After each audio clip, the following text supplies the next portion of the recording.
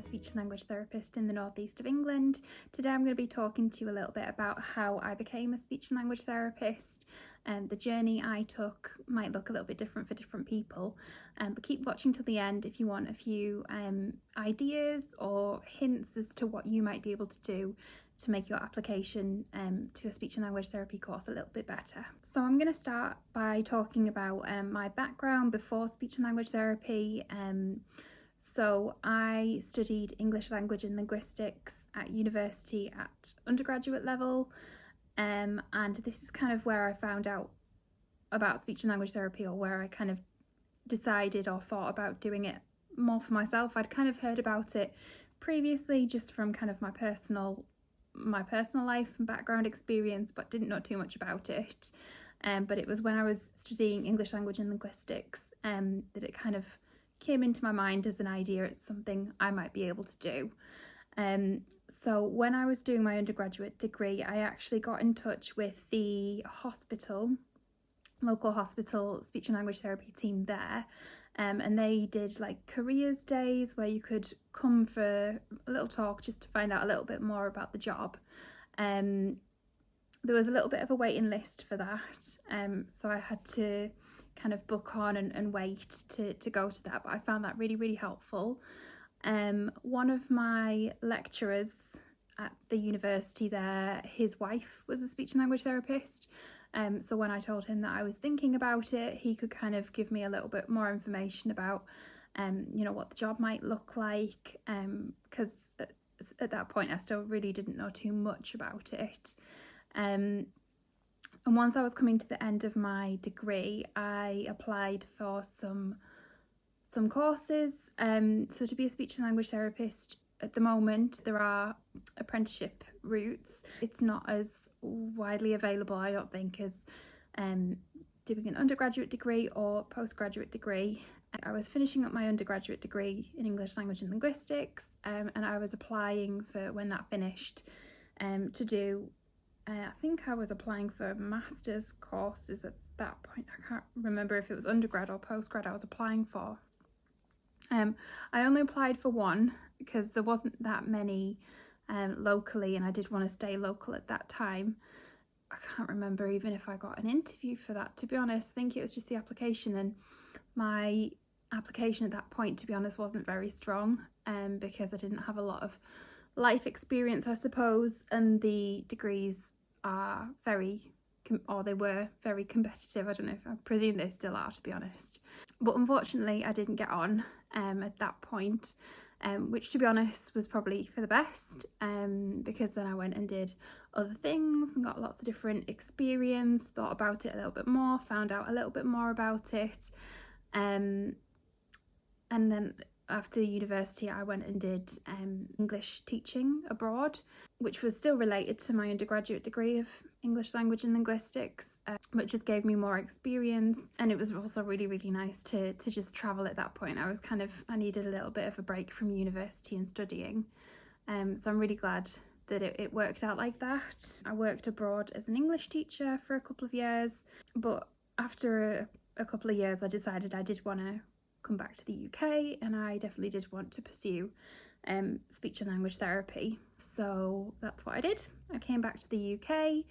I didn't have a job at that point because I'd obviously quit my job working abroad, and I just volunteered and found out more about it. So there was a girl that I knew who was doing speech and language therapy masters. So at the time the undergraduate course was like a 3-year undergraduate course or 2-year postgraduate master's course, and she was doing the 2 years masters. So I kind of spoke to her a little bit just through Facebook or Instagram or whatever it was we were using, and she was kind of telling me about the course and what it was like and how it was really competitive to get on, and she kind of gave me some advice about things that she'd done to help improve her application and then the interview process, what that was like. And I can't remember the numbers, what she said. It was something like 200 people apply and you get 20 applicants or something, so it was very competitive. And she said not only is it very competitive to get on, but once you're on, it's also very, it's quite a hard course. You have to work hard. It's not like, especially the masters, I suppose, but it's one of those courses where you do it because that's the job that you want, and you know that. Obviously, doing a speech and language therapy degree, I'm not too sure what else you would go into if it weren't speech and language therapy. There might be people who do that, but you have to be committed, I suppose, is what I'm saying. It's not not an easy course, which it wasn't.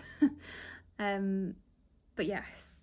So as I say, she was kind of giving me tips, and she was telling me about places she volunteered. So this was when I was back in the UK, and I was thinking about my application and starting to look for voluntary work. So in terms of like voluntary things that I was doing, I mean, I'd already, years ago done that careers afternoon or whatever it was, finding out about speech and language therapy, so I already had that experience. I did do some shadowing. Again, I think this was through my mum. So my mum is a mental health nurse, and she knew people, I think. I'm not sure how she organised it, but I did I don't know if it was like a morning or an afternoon of shadowing a speech and language therapist to find out a little bit more, so some kind of like work experience, I suppose,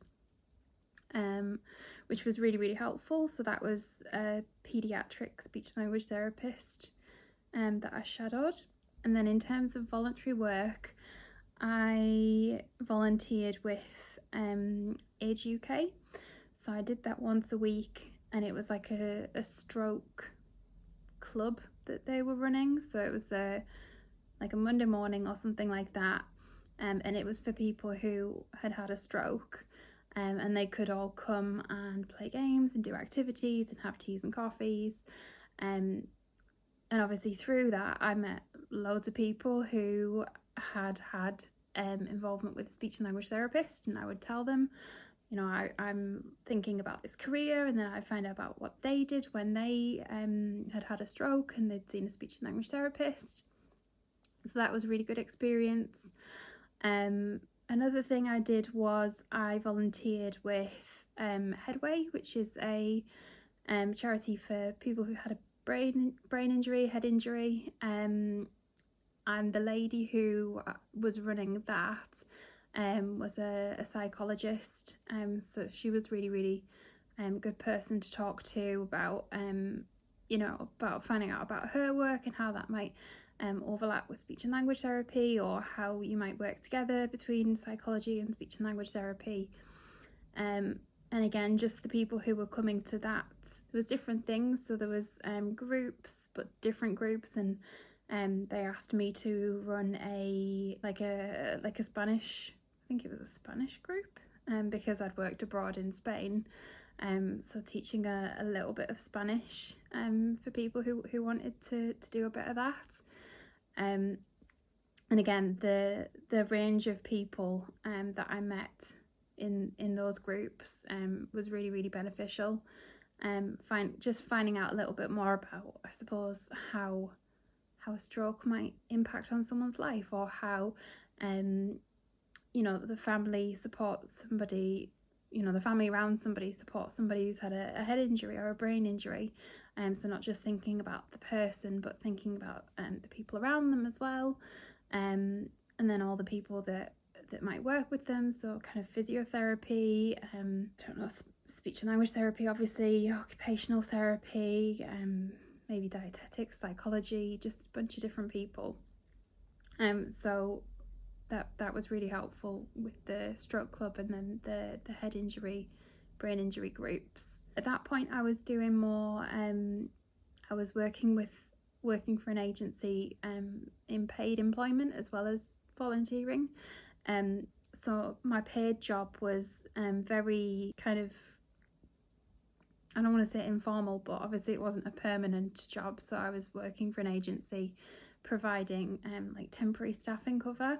So because I'd worked as an English teacher abroad, I came back and I became like a temporary teaching assistant, essentially, but it was mostly for schools, like children with social, emotional, mental health needs, or special education needs, physical health needs, different things like that. And again, through that, I came across the speech and language therapist in one of the schools, certainly a speech and language therapist, who worked with the children there and did different assessment and different therapy. So that was really good, relevant experience again for my application to speech and language therapy. So when it came to submitting the application, I did that. I included obviously all my qualifications, my work experience, whether that was paid or voluntary work. And I also had to write a personal statement, a little bit about me and my experience and what I knew about speech and language therapy and why I wanted to get on the course and why I wanted to be a speech and language therapist. So I did that, and then I was invited to an interview day. Again, so I had applied for, when I came back to the UK, I knew I wanted to do the masters because it was 2 years, and I wanted to kind of get being a student kind of over and done as quickly as I could. Now that I was a little bit older, not a lot older, but yeah, I just wanted to kind of get that done so that I could start working again. Yeah, so I applied for the 2-year masters and got invited to an interview day. The interview day was quite a lengthy process, but what it was all about, I think, was they were wanting to kind of look at our, obviously, communication skills, how we worked in a group, because the course that I was applying for had a lot of group work, and you had to do cases in groups, and you were assigned roles in the groups. So the interview day did have some group work, and what they were kind of looking for was not necessarily the most confident person in the room or like the one with all the ideas and the loudest person, but the one that could work really well with other people and problem solve and communicate really well. So that's things like looking for, the person in your group who is maybe feeling a bit more nervous, a bit more shy, and supporting them to think about things and get their ideas across and contribute equally as part of the group, and then problem solve together as a group. So it's those kinds of skills. Not necessarily being the loudest or the one to do everything or fix it kind of thing. There was other parts of the interview day as well. I don't remember all of it now, but there was certainly one part where I think you had to watch obviously a client, somebody who was accessing speech and language therapy. So the university ran their own clinic where the students can do their placements and practice while they've got the lecturers and the practice educators around them to support. So obviously it was somebody who was accessing speech and language therapy, and we'd watch this video of them, and then you'd have to do a little bit of a write-up in a certain amount of time, I can't remember how long, and kind of comment on various things. And I think that was looking more at your observational skills, your written skills, because obviously there's a lot of note writing, report writing, and you have to have those skills as well to be a speech and language therapist and to do the degree. And I waited, basically. It was really nerve-wracking, anxious time waiting to find out if I was going to get onto the course. Well, originally I was actually put on the reserve list, I think. As I say, it's very, very competitive course, and the amount of people applying versus the amount of people that actually get a place. But of course, most people were applying to different places. I'd only applied to that one university and that one course, so I was literally putting all my eggs in one basket. So then I got put on the reserve list. But then what must have happened is somebody else who was obviously offered a place then must have got a place somewhere else maybe and accepted that. So then there was a place available, which I got, which was obviously the best news, because I'd quit my job. I'd left Spain where I was living, moved back to the UK, wasn't really in kind of permanent stable employment, so really was hoping to get onto the course for that next academic year. So yeah, I was really grateful, really lucky that I got a place for the next academic year straight away. I did hear that that's not too common. Some people who came to the interview day were saying that they'd done it the year before, or when I started in the September at the university, some people were saying that they'd applied the year before, but unfortunately they hadn't got a place, and then they were really happy obviously they'd got a place that year. So I was really lucky. As much as I was put on the reserve list, I was really lucky and really grateful to have got a place. So did the masters for 2 years, did my placements and exams and case studies and everything that you've got to do, and then after that I then thankfully passed and qualified as a speech and language therapist, and again got my first job pretty quickly. So I was still studying the masters. I was kind of halfway through my final year, maybe towards the end of my final year, but I was still studying, and that's when I got my job, my first job as a Band 5 speech and language therapist in the NHS. And I can tell you more about my journey as a speech and language therapist after that, but I thought today that I would just focus on kind of the before part. If you want to know a little bit more about the course, what that was like, feel free to comment, ask questions. I'm happy if I can remember. It feels like so long ago, and things have probably changed a little bit since then. I qualified about 4 or 5 years ago, which doesn't seem that long ago, but at the same time also feels like a lifetime ago. And I did say that the course was hard. Everybody says that it's not an easy course, and to some extent I feel like I've maybe blocked it out a little bit, and just now that I've obviously been working in the NHS, kind of been getting on with things since then, I feel like it's kind of like learning to drive a car. I suppose people say you really learn once you pass, so as much as we learn loads on the course, it's not until you qualify and you get into your job and you find out kind of where you want to specialise and what you want to do, that you never stop learning. And why would you want to? Because that would be boring, wouldn't it, if you felt like you knew everything and there was nothing else.